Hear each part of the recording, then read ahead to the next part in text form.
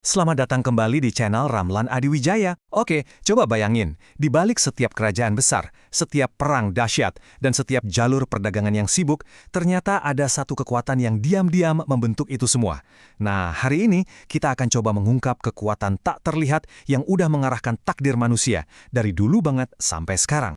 Pertanyaannya kelihatannya simpel ya, tapi jawabannya, wah, ini bisa mengubah cara kita melihat dunia loh.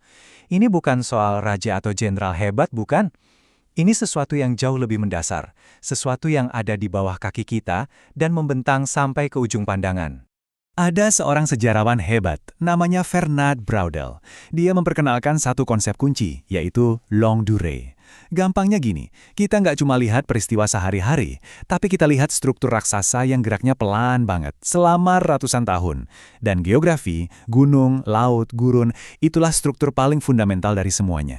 Jadi, geografi itu bukan cuma latar panggung yang pasif loh. Dia itu arsiteknya. Dia yang ngatur kita bisa pergi kemana, kita bisa makan apa, kita ketemu siapa, dan bahkan cara kita berpikir.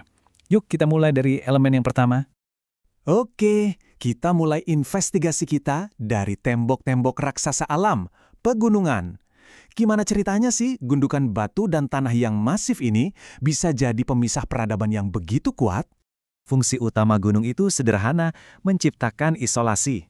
Gunung itu seperti benteng alami yang misahin satu komunitas dengan komunitas lainnya, melindungi mereka dari dunia luar, dan ya, memaksa mereka untuk berkembang dengan cara mereka sendiri yang unik. Dan dampaknya? Wah, ini luar biasa banget. Isolasi ini melahirkan peradaban-peradaban yang bisa jadi sangat berbeda satu sama lain. Bikin invasi militer jadi tantangan super berat, dan yang paling penting, jadi semacam inkubator bagi keragaman bahasa dan budaya yang luar biasa di planet kita. Contoh paling gampangnya, Himalaya. Itu bukan cuma atap dunia, tapi juga tembok budaya raksasa. Coba lihat, di satu sisi, peradaban India berkembang dengan Hindu dan Buddhisme. Di sisi lain, Tiongkok mengembangkan Konfusianisme. Dua dunia yang benar-benar berbeda dipisahkan oleh satu barisan gunung.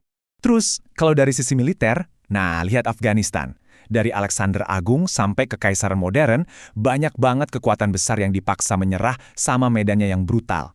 Gunung-gunung di sana itu udah kayak jenderal terbaik yang mengubah setiap invasi jadi perang gerilya yang melelahkan dan gak ada habisnya. Oke, dari sesuatu yang memisahkan, sekarang kita pindah ke kutub seberangnya. Kekuatan geografis kedua yang fungsinya bukan memecah, tapi justru menyatukan, laut. Coba lihat deh, kontrasnya tajam banget kan? Kalau gunung itu tembok, maka laut itu jalan raya. Kalau gunung menciptakan kantong-kantong budaya yang terisolasi, laut justru jadi tempat peleburan raksasa. Sejarah itu bergerak jauh lebih cepat di atas air. Analogi ini pas banget. Buat bangsa Yunani, Romawi, Fenisia, Laut Mediterania itu bukan penghalang. Justru itu halaman bersama mereka. Tempat mereka dagang, perang, tukar-menukar ide, dan pastinya membangun imperium. Lautan justru menyatukan mereka. Nah, ini poin pentingnya. Peradaban yang lahir di pesisir itu punya kepribadian yang beda banget. Mereka cenderung lebih terbuka, lebih dinamis, dan lebih kosmopolitan. Kenapa? Karena mereka harus inovatif untuk bisa berlayar, dan mereka harus bisa berinteraksi dengan orang asing untuk bisa berdagang. Coba pikirkan Venesia. Sebuah kota yang dibangun di atas air, yang kekuatannya bukan dari tanah, tapi dari kemampuannya menguasai jalur perdagangan laut dan menghubungkan Eropa dengan dunia timur. Atau lihat lebih dekat ke sini, Kesultanan Malaka, sebuah pelabuhan super strategis yang jadi pusat dunia pada masanya. Tempat pedagang dari Tiongkok, India, Arab, dan Eropa ketemu. Lautlah yang menjadikannya sehebat itu. Oke, mari kita lanjut ke potongan terakhir teka-teki geografis kita. Elemen yang paling paradoksal, paling unik, gurun. Dia bisa jadi penghalang, sekaligus jadi koridor. Fungsi pertama gurun itu mirip gunung, yaitu sebagai perisai yang ganas. Gurun Arabia misalnya, itu melindungi jazirah Arab dari cengkeraman kekaisaran besar selama berabad-abad.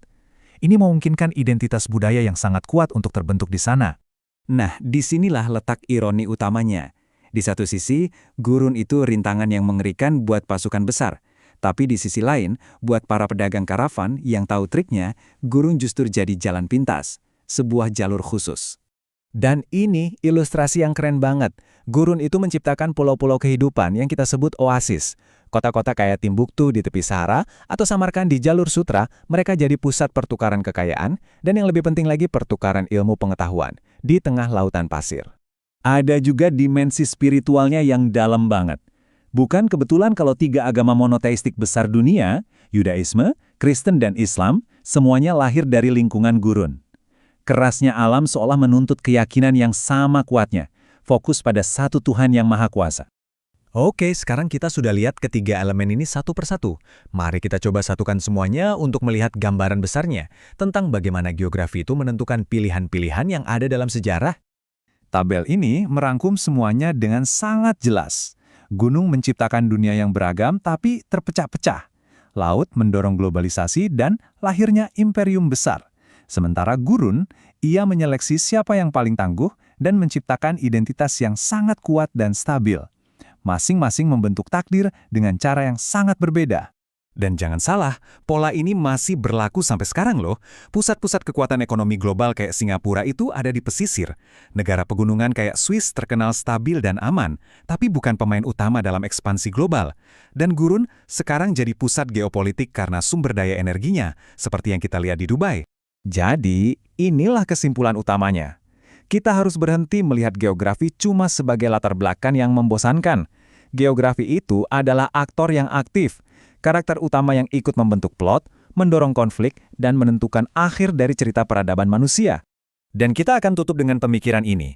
Manusia memang punya kehendak bebas, tapi pilihan-pilihan yang bisa kita ambil itu seringkali sudah dibatasi atau ditentukan oleh peta dunia. Jadi lain kali Anda lihat peta, jangan cuma lihat garis dan warna, coba lihat pilihan-pilihan yang ia tawarkan dan cerita yang ia bisikan.